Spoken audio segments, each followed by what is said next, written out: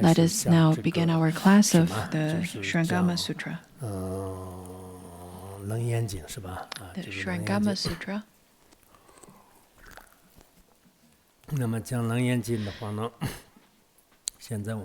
Currently, we are studying the 6 roots. Previously, we've already covered how there are different objects to the 6 roots, or being perceived by the 6 roots.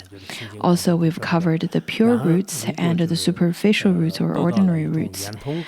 If one were to obtain the well-penetrated roots, then all the roots can function in such a way that they can interchange with each other.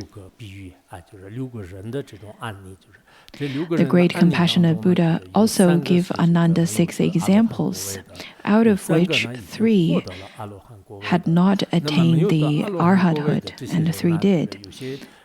For those who had not attained the arhathood, according to some commentaries, it is said that the Buddha gave those demonstrations and examples to console Ananda, because Ananda was quite upset and he felt that it was only the noble ones above the arhathood or attained the fruition of arhathood and beyond would be able to attain such kinds of realization. For people like himself would not be able to.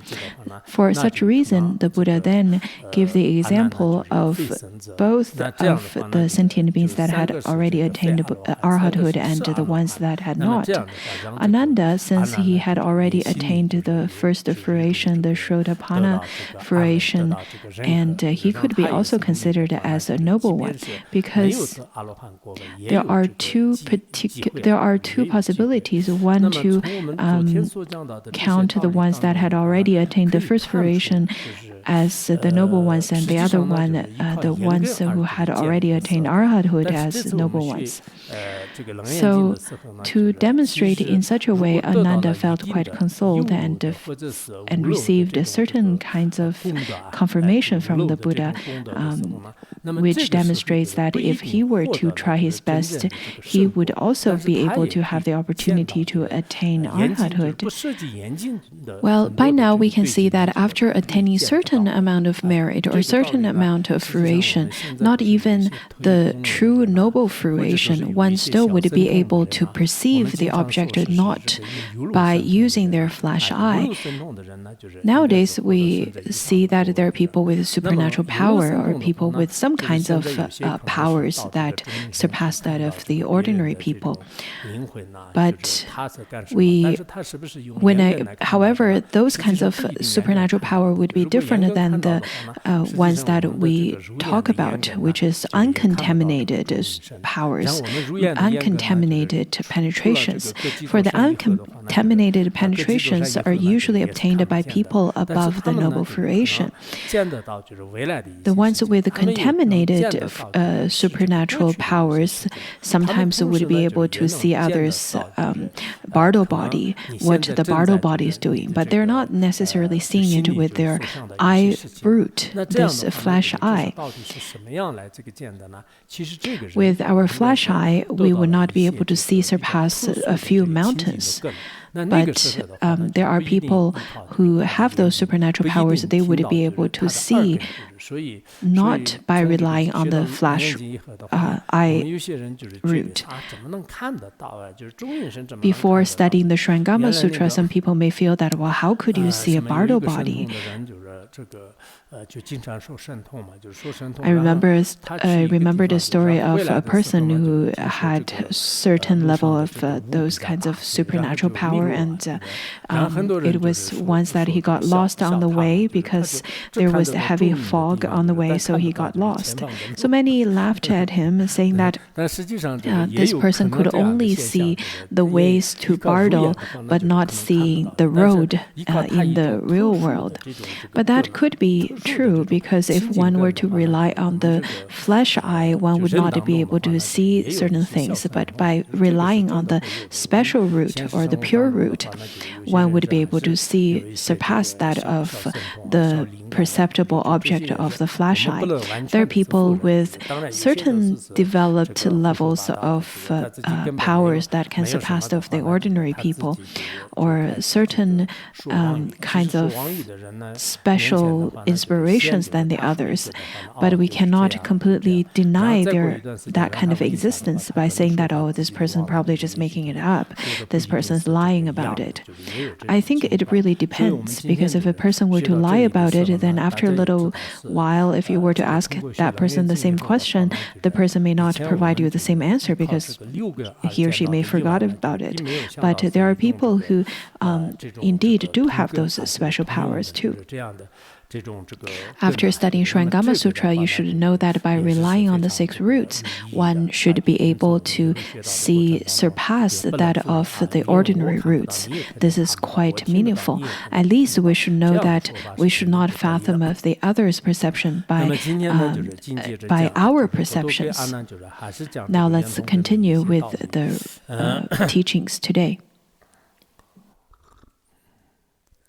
The Buddha said to Ananda over here, "Then Ananda, after all your organs are completely freed, you will glow with an inner light. All the ephemeral, defiling objects and the material world will thereupon change their appearances like ice, which is melted by hot liquid. In response to your mind, they will transform and become knowledge and awareness, which is unsurpassed enlightenment." The Buddha over here tells Ananda that, well, now all of your roots, your 6 roots, eye, ear, nose, tongue, body,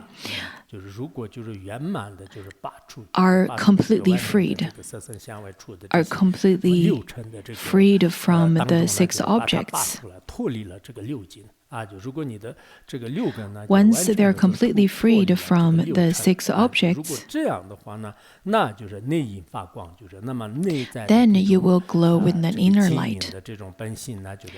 The luminous essence can radiate out. At that moment, then all the ephemeral, defiling objects and material world will thereupon change their appearance. The superficial roots or the ordinary roots are the kinds of roots that belongs to the sentient world, the animate world. And then the inanimate world, all the mountains, rivers, and ground, and so on, all of the ephemeral appearances, the changes associated to them, the birth and death, the production and cessations, would then melt into wisdom, just like how a little piece of ice will melt immediately after being poured by hot liquid. Just like that, within one moment, one thought, in a very quick period of time, such kinds of ephemeral objects and the material world will then transform and become knowledge and awareness. The Surangama Sutra didn't specifically teach in such a way, but according to the Vajrayana teaching, it says that by relying on the instruction of the lineage teacher, at the time of recognizing the nature of your mind, the 6 roots will be freed. At the time of being freed, the inner light will shine forth, and then all the external phenomena, all of the animate and inanimate world, all of those coarse appearances will melt into the non-dual wisdom, just like how ice will be melted by hot water. Because our luminosity is just like water, and then the the coldness that is associated to ice is our ignorance, with the heated wisdom that is like the fire, which can melt the ice back into the wisdom that we inherently have. Because the nature of water had never changed. It is only because of external conditions and in the process, then they would transform into ice. That is how the great realized ones at the time of attaining realization, all of the coarse external phenomena would naturally then melt into wisdom. That is the meaning of this particular teaching over here. And then the Buddha told Ananda, it is like an ordinary person who has confined the seeing to his eyes. If you suddenly have him close his eyes, he will see darkness before him. The 6 organs and his head and feet will be enveloped in total darkness. If the person traces the shape of external things with his hands, then even though he cannot see, he will recognize someone's head and feet if he feels them. This knowledge and awareness are the same way. The Buddha here gives an example that says an ordinary person usually confines the seeing to the eyes. For such a reason, if all of a sudden this person were to close the eyes, then this person would only be able to see darkness and then not be able to perceive the hands or the feet and the heads. Those would also be dark. And those also would not be perceived by the eyes.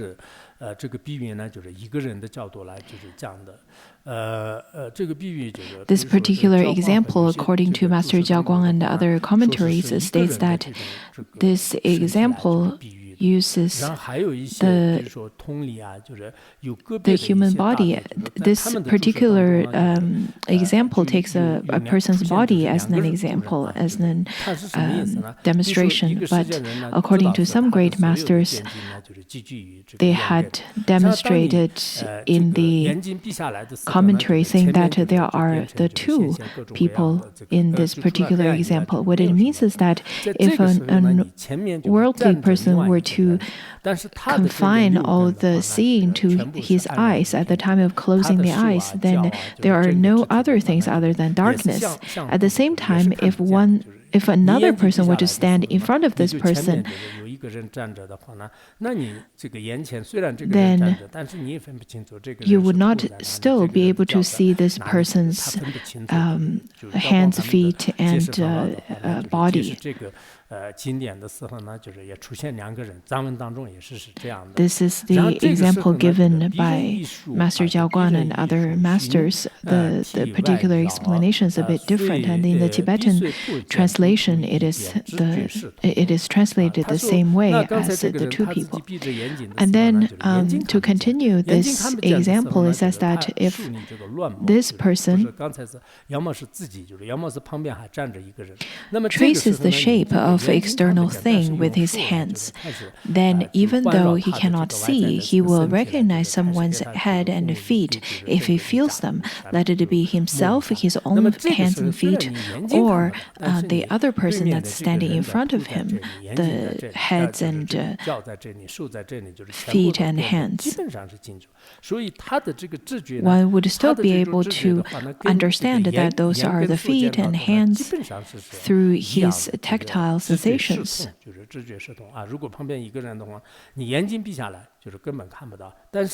Even with the eyes closed, if you were to touch the person that's right in front of you, just as when we played games as children, we would then, with our eyes closed, touch the other person's feet and hands. You would still be able to differentiate what those body parts are. Though with your eyes closed, your hands would work to fill the function of the root of the eye. The hands initially has the sensation of tactile, have touching, and people initially should be able to see through their eyes to make a differentiation of the different parts. But now we're using hands, the tactile sensations, to make differentiations of the different body parts. If we were to use the first explanation that there's only one person, at the time this person's eyes are closed, and then this person would lean over to touch his own feet and hands and so on, this person would still be able to know that, oh, my feet are here, my head is up here. So one still would be able to have that kind of recognition even with the tactile sensation from the body, which works as the seeing function to the eyes. That is because under certain causes and conditions, our other roots can replace the function of other roots. A different root can replace the function of other roots under certain conditions. It is not to say that it is never possible. Usually, we do differentiate the forms by our eyes, but under special conditions, with the eyes closed, you can still differentiate things with your hands. So that's one of the examples. And then the next part is a little bit difficult to understand. The Buddha continued to say that if light is the condition requisite for seeing, then darkness brings the absence of seeing. But to perceive without light means that no dark manifestation can obscure that seeing. The very basic condition to perceive, to see, is to have light. Without light, we will not be able to see anything. With the lights off, you will not be able to see anything in the evening. So this brightness is really essential. Let it be the condition associated. So for the conditions that needs to be met for seeing, we definitely need light. And without light, it is darkness. It is then without seeing, because darkness and light are the objects to eyes. If it is light, then that could be conditions of seeing. If it is dark, then it becomes conditions of not seeing. The next two sentences says, but to perceive without light means that no dark manifestation can obscure that seeing. Usually, you need brightness, external brightness, so that you can see. But for the enlightened ones, the ones that have already attained a noble fruition, or someone that has already attained those special powers, then even without those external light, one would still be able to see, even if there is a lack of light. Because under the conditions of without external light, there is the inner light that radiates out.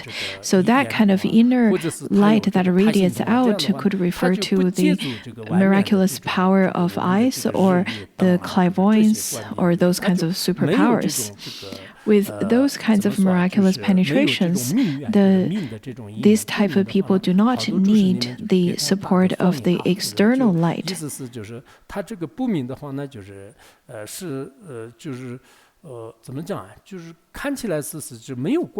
In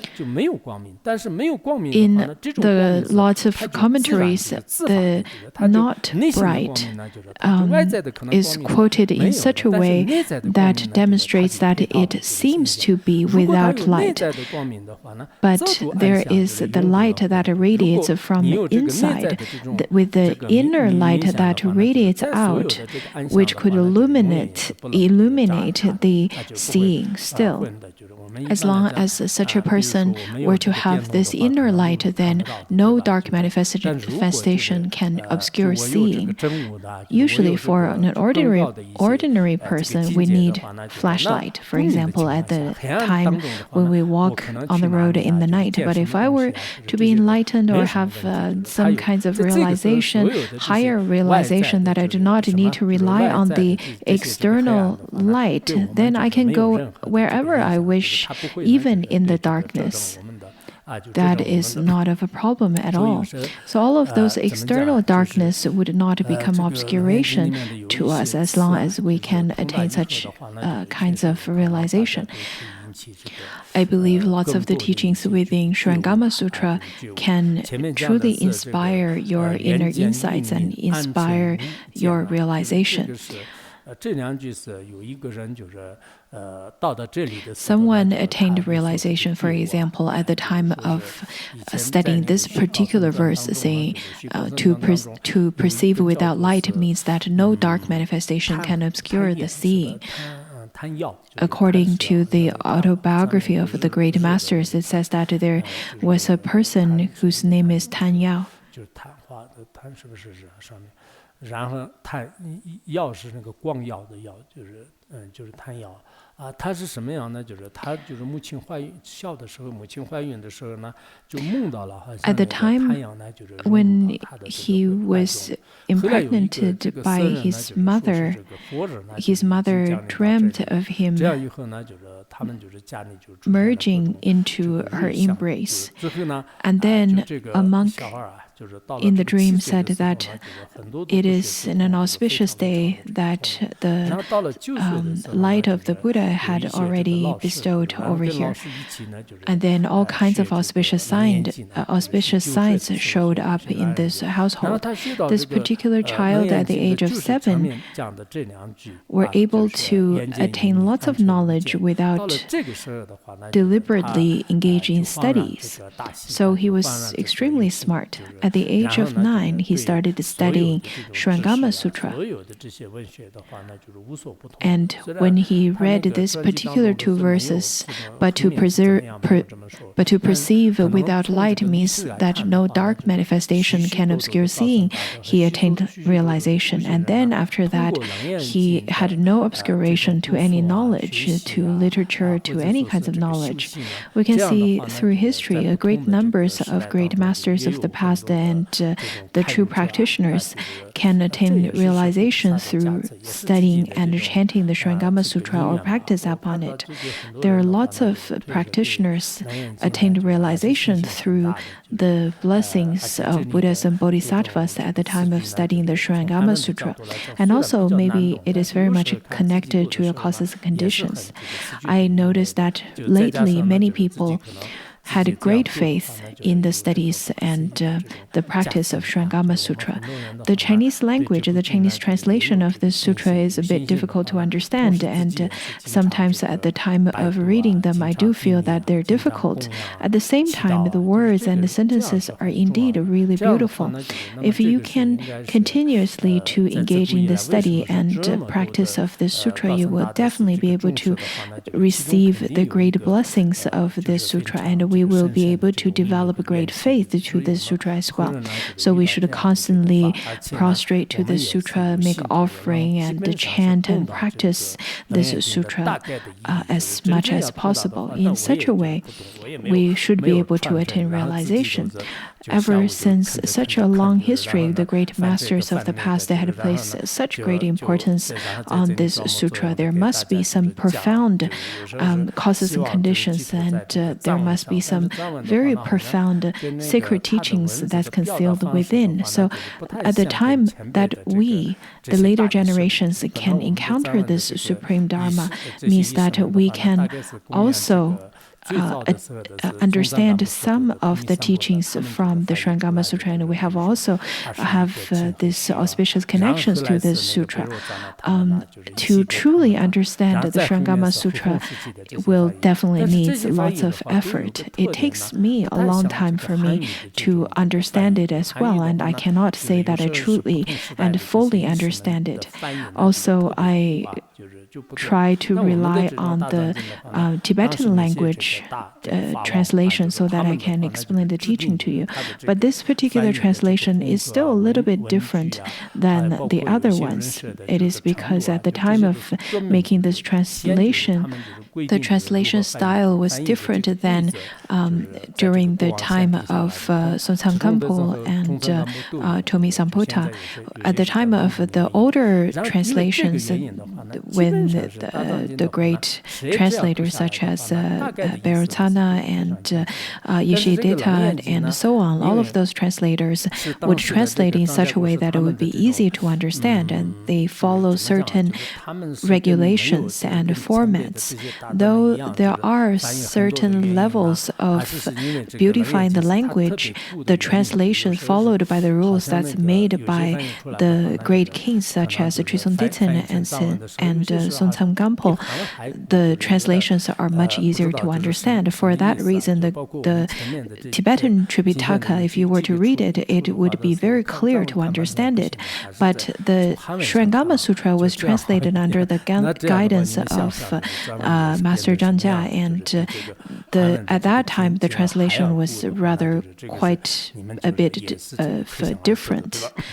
And on top of that, the Surangama Sutra, since the Chinese language is very difficult to understand, it's more ancient, also it's more beautified in terms of language. So it seems that the Chinese language is even more difficult to understand than the Tibetan translation.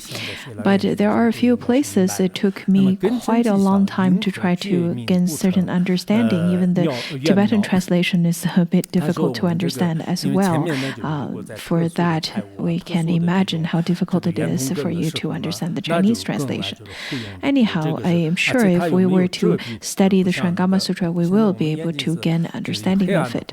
Now let's look at the next verse. It says that once the organs and objects are eradicated, how can the enlightened brightness not become perfect and wonderful? So it says that with the special realization, at the time all the roots can be used interchangeably. At the time when the roots are fully penetrated without any obscuration, our eyes would be able to see even if it is being obscured by darkness or being obscured by mountains. And same applies to the other roots. The great noble ones that do not have do not get blocked by those obscurations shows that once the organs and objects are eradicated, then how can the enlightened brightness not become perfect and wonderful?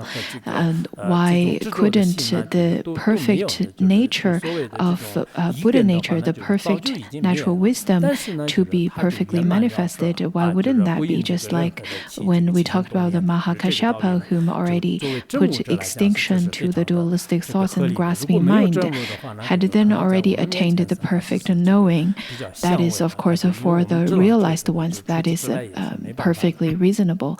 But since we have not attained realization, it is difficult for us to understand, and it still feels contradicting to us. But that's just because we have not attained realization. So far, the Buddha gave a very long teaching to Ananda, and then Ananda will ask a very long question. We should be rejoicing ourselves because now we have also entered into this Dharma assembly of Surangama and listened to the conversation between Ananda and the Buddha. Ananda at that time said to the Buddha, "World-honored one, as the Buddha has said, the resolve for enlightenment on the causal ground, which seeks the eternal, must be in mutual accord with the ground of fruition." So the Buddha had already said that the aspiration at the causal stage has to be in accord with the fruition ground or ground of fruition. It has to be mutual with that. If you want your mind to be constant and without movement, and be steadfast. So over here, Ananda is asking that the six roots is a part of extinction. It's without any true existence. So how at the time of ground of fruition, while it is constant, and then the characteristics associated to the causal ground is still subject to production and cessation, then how could these two be immutual or correlate to each other? How could the constant characteristic associated to the formation ground be mutual with something that has production and cessation?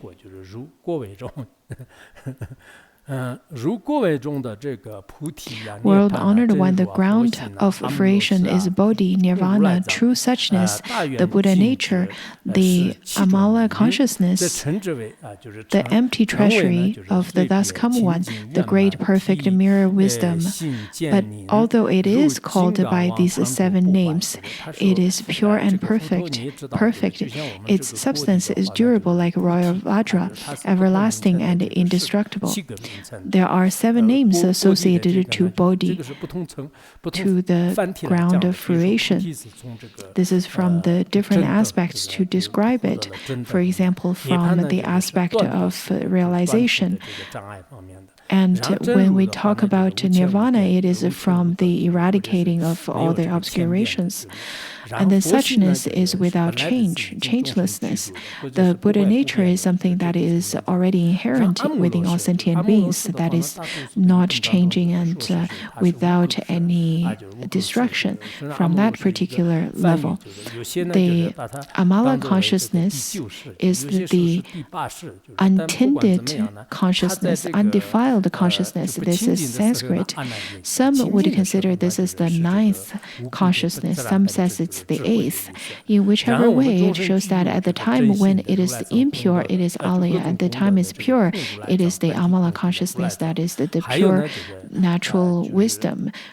All sentient beings has already been endowed with the merits of Buddha nature, and such kinds of Buddha nature, since it is empty, it has the qualities of seeing, of making observation of all phenomena, which is the great mirror wisdom. And there are different levels of such kinds of merits to describe of the Buddhas. So over here it then states the 7 types of different names to describe the different aspects of the perfect and the pure merits of Buddha nature that could purify all obstacles and perfect all the merits. Also, that does not have any change, that is without production, without cessation, that is solid, and that is the substance is durable like a royal Vajra and everlasting and indestructible.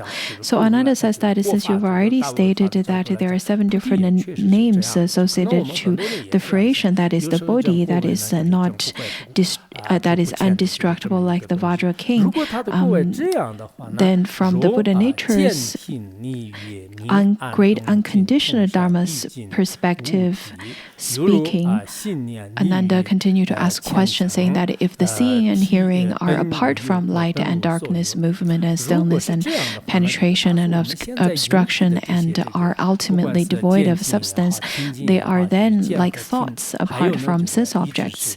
They do not exist at all. Over here, Ananda asked the question, saying that, well, all of the smelling, tasting, and those kinds of objects, if those are parted, for example, the object of seeing essence is light and dark, and the object to hearing is movement and stillness, and to smell it is penetration and obstruction. If none of those were to exist, then all of the roots and the root consciousness would not exist either. Just like our mind, for example, if there is no object to it, if there is no object that is the Dharma, then there would be an extinguish of consciousness. then he is asking that at the time there is no object, there is no six roots. Under this condition, Ananda continued to ask, how can what is ultimately destroyed be a cause by which one cultivates in the hope of obtaining the fruition of the thus come one's sevenfold permanent abode? This is such a great question. Ananda is saying that, well, since you said the causes and the fruition stage should be mutual with each other, then when you look at that the causes which are already ultimately destroyed, how could this cause be immutual or correlate with the fruition that is constantly abiding? Since the six roots at the time of parting from the objects, then there is no six roots. They're just like the child of a barren woman. If the cause is such ultimately destroyed, then it doesn't matter how much we would practice, we still cannot obtain the fruition that is indestructible. How could we attain such kinds of realization then? And then he continued to say that world-honored one, when it is part from light and darkness, the seeing ultimately empty, just as when there is no sense object, the essence of thought is extinguished. In fact, not just the eye faculty, it applies to all the other roots as well. And then Ananda says that I go back and forth in circles, minutely searching, and basically there is no such thing as my mind or its objects, just what should be used to seek the unsurpassed enlightenment. Ananda says that I think over again and again, and I went back and forth in circles for many times after such profound thinking and contemplation by myself, after I minutely searching by myself. I wish to ask this question to you, that there is no such thing as my mind or its object. As long as there is not my mind, then there is no mental factors, 52 mental factors. There is no, if there is no mind and mental factors, there is no six consciousness or eight consciousness. In such a way, the root consciousness, the so-called self, mind, five aggregates, cannot be established. Under such minutely observing all of these and understanding that they cannot be established, and how can I seek for an unsurpassed enlightenment?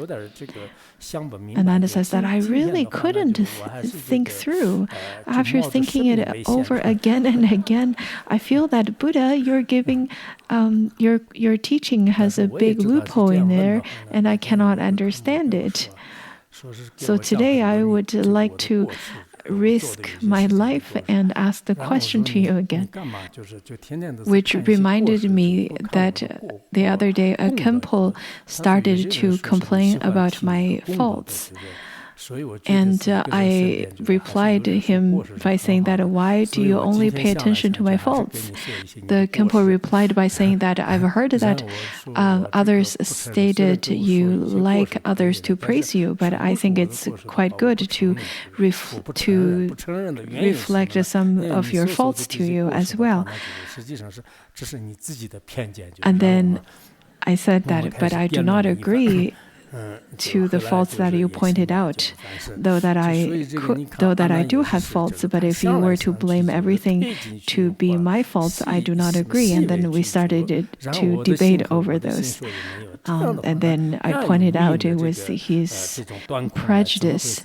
Anyhow, let's look at Ananda. So Ananda kept on thinking again and again, and then asked this question by saying that, well, this mind and object is not existent, then how could we seek for the unsurpassed enlightenment? And then he continues to say that the thus come one previously said it was a tranquil essence, perfect and eternal. His present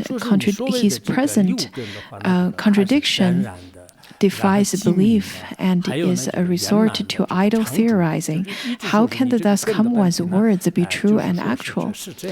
Ananda said that, well, the Buddha, you've already stated that the 6 roots, they are perfect, and they are the essence, they are the perfectly abiding, but you're talking about now that even the root of the eye is not existent, it is empty. Same applies to the root that is the nose and all of the others. In such a way, your speech has become idle. You're simply making contradictory to each other. Whatever you said previously being constant, now you're saying that they are not, they cannot be established. Then you're simply speaking those frivolous language.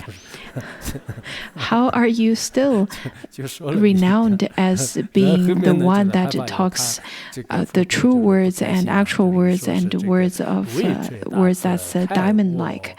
This time Ananda is quite bold addressing the Buddha. And then he's afraid that the Buddha would get upset. He said that I only hope the Buddha will let fall his great compassion and will instruct us who do not understand and who are holding on tightly. He says that a great compassionate Buddha, please resolve my confusion. Please instruct us so that we can understand and no longer be tightened by our confusions and doubts. Over here, Ananda simply points out that he felt that the Buddha's speech is contradicting to each other. It is because he kept on asking the Buddha the questions, then the Buddha gave him the teachings which then formed the Surangama Sutra.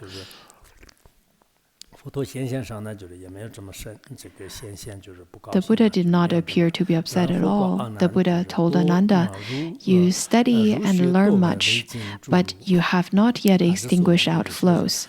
In your mind, you know only the causes of being upside down, but when the true inversion manifests, you really cannot recognize it yet. Since Ananda has not accomplished the full extinguish of all, he has not attained the fruition of arhathood. Usually when we talk about the 5 sages of the heretics, they have attained the 5 penetrations, but not the 6th penetration. The 6th penetration would be attained at the level of arhathood. So here the Buddha simply pointed out that you have not extinguished outflows. And for such a reason, in your mind, you know only the causes of being upside down. There's already this kind of erroneous causes, the false causes, as you've already stated before. You think you already know the causes of false. But when such kinds of upside down false causes appear in front of you, still don't know. Just as sometimes when people would complain that this is not reasonable, that is not reasonable, but they do not see the unreasonable things that they do or they think of. They cannot discover that. The Buddha then over here says that lest your sincerity and faith remain insufficient. The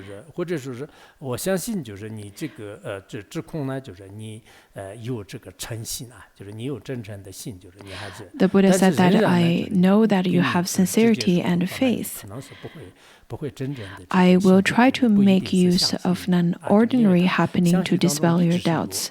However, if I were to directly address your question, you probably will still have doubts and confusion. You probably would still not be able to believe it, because in the mind stream of Ananda, there are still the habitual tendency of solid grasping from the Hinayana from the Hinayana habitual tendencies that's left over. So the Buddha said that if I were to directly address your question on such a profound and subtle true nature of the Buddha nature, you probably would not be able to understand. For such reason, in order to dispel your obstacles, though that I know that you have this, it is because I know that you have this sincerity, but if I were to speak to you directly, you would not be able to believe it. For that reason, I will change to a different method to give you an answer. And this particular answer would be more acceptable to you. It's more comfortable for you to receive. So the Buddha did not directly give him the answer.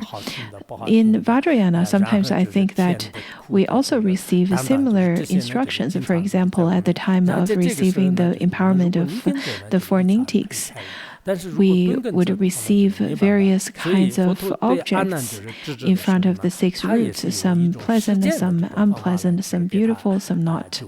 So at those times, some of the very sharp faculty, the ones that would be able to attain realization, but for the ones with dull faculty would not be able to do so. And at the time when Buddha gives a direct instruction to Ananda, he uses this worldly way to give him the instruction. Now it should be easy to understand. In the Vajrayana teachings, in fact, the instructions are very similar. For example, at the times of giving Mahaati teachings, the guru would sometimes use a bell or use a drum or blow the conch. There are all kinds of sounds that the guru would utilize to point out the nature of your mind, or sometimes would ask you to look at the space. And in the Sutrayana teaching, the Buddha also over here used the sound to lead Ananda to recognize the nature of his six roots. For example, if the Buddha instructed Ananda to listen, then he is simply instructing him to listen to the nature of listening. And then at the time of understanding the nature of listening, your roots you can attain the penetration of all the roots. You would be able to see the nature of sounds. The later part of the explanation of the listening and the sounds are rather separated in terms of the explanation. But all the hearings are from the different perspectives, sometimes from hearing, sometimes from the object, sometimes it is from the subject's point of view. There are lots of profundity in those teachings. For people who do not study it, people would feel that, oh, what's that teaching? The Buddha asked Rahura to ring the bell, and then Ananda would listen, and then the Buddha would ask, have you heard it? Heard it? Have you heard it yet? Have you heard it? And they would keep on asking those. The non-Buddhists who are not understanding, who do not understand this part, they would feel that, well, why is the omniscient Buddha making such kind of conversation with the most prolific Ananda? Well, in fact, we should be able to understand there are lots of profundity in those questions and answers. The Buddha over here says that the thus come one instructed Rahula to strike the bell once, and then he asked Ananda, did you hear that?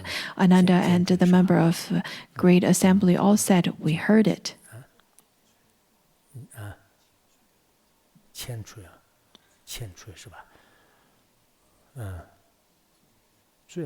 The strike to the bell, what's the pronunciation in Chinese?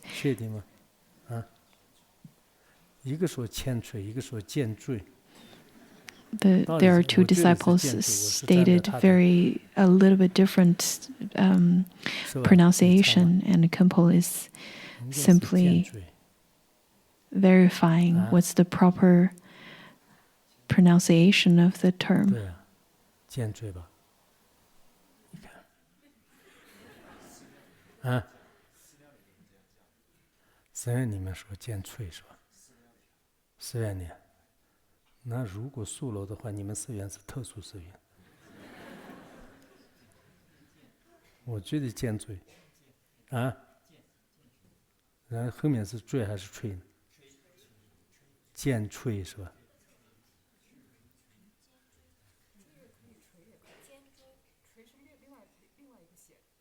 啊？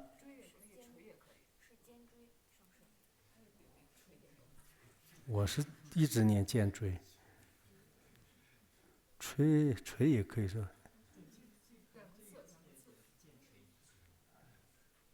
不是12里面这么说的，这个每个暗句每个那个诵戒的时候都会说。藏地叫甘之啊？你们寺院是怎么说的？你们是这个剑锤是吧？那剑坠以前说剑坠的，敲剑坠，那也行，这个也行，那个也行，不对吧？啊，是不是2个字，一个字，就是金字旁，木字旁一个，对，好嘛，那咱啊。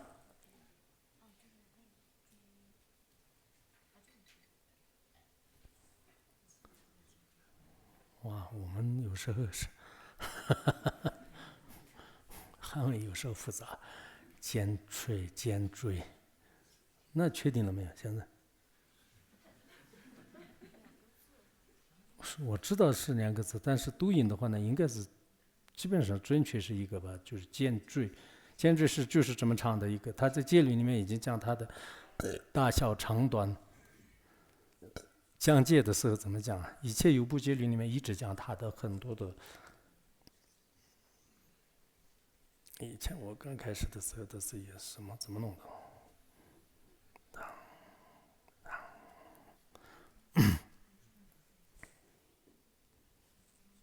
确定了没有？没有，反正藏文这个都不要紧。藏文当中真理说的是，这个敲。Anyhow, this is not that important.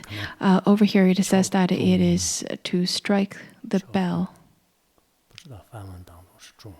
应该是钟吧。Not so sure if it's the bell, also the bell in the Sanskrit as well. Anyhow, it says that 听到不？听得不？听得到不？ is to strike the bell once and then asked Ananda, did you hear that? 听得到不？然后问阿难就是听得到不？然后阿难就是这个和还有大众呢，就是说听到了，就是我问。Ananda and the member of Great Assembly all said we heard it. This is the first question and answer. The second one is that the bell ceased to sound. And then the Buddha again asked, do you hear it now? Ananda and the members of the Great Assembly all said we do not hear it. 这是第一个，就是第一个就罗睺罗就 This is the first strike of the bell. 然后第二次的时候 The second strike, then Rahula struck the bell once again. The Buddha again asked, do you hear it now? 然后你现在能听得到吗？然后阿难和大众 Ananda and the Great Assembly again said, we hear it. 听到了，听到了。然后佛问就是阿难就是。 The Buddha asked Ananda, what do you hear and what do you not hear? The Buddha said, well, what is that the sound that you hear and what do you not hear? So what is here and what is not here? Those are the questions related to hearing, the 4 questions. Ananda and the member of Great Assembly all said to the Buddha, when the bell is rung, we hear it. Once the sound of the bell ceases, so that even its echo fades away, we do not hear it. Once the sound of the bell ceases, a while after the bell is struck, its sound disappears, so that even its echo fades away. At that time, slowly and slowly, there is no sound to hear. That is not here. 就这是我们前面这个问上面的话呢，就是反复问了2次。 Those are the 听到没有？听到没有？就是听到是 2 times of questioning of what is here and what is not here.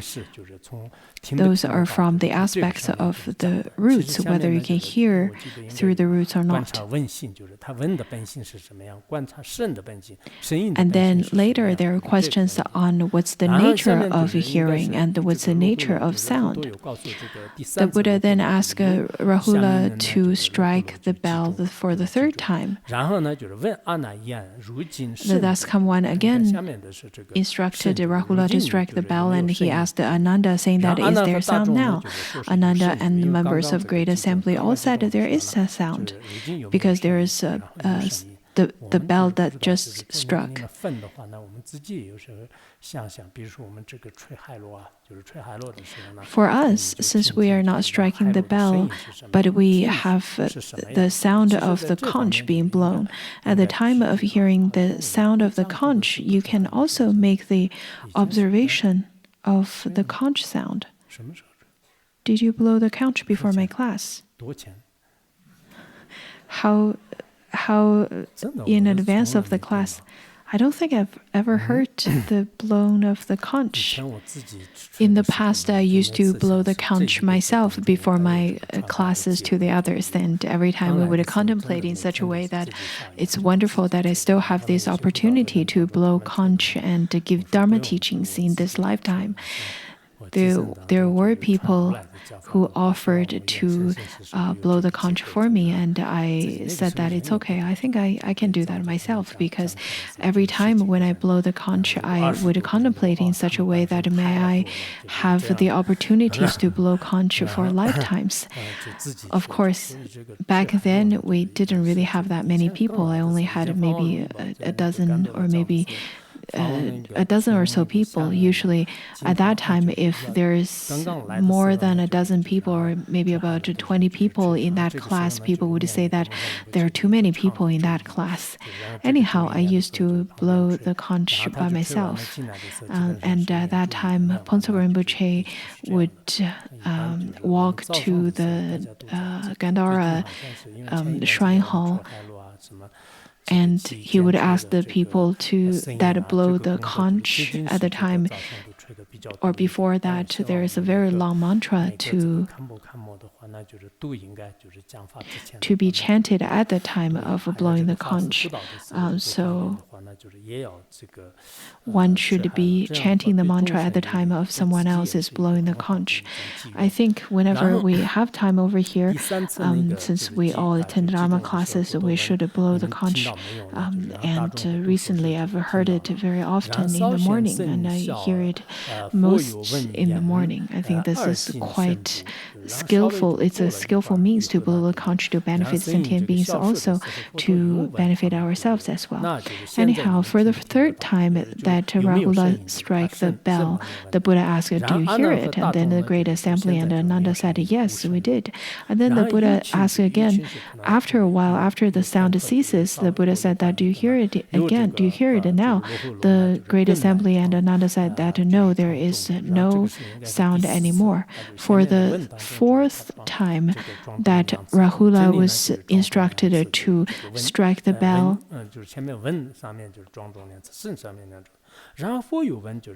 the Buddha said that, is there sound now? Ananda and the Great Assembly said that, yes, there is a sound. And then the Buddha asked, what is sound? What is meant by sound and what is meant by no sound? Ananda and the Great Assembly told the Buddha, when the bell is struck, there is sound. Once the sound ceases and even the echo fades away, there is said to be no sound. At the time when the bell is struck and then there is the sound coming out of it, that is the sound. And when the sound slowly fades away, even the echoes fades away, that is called no sound.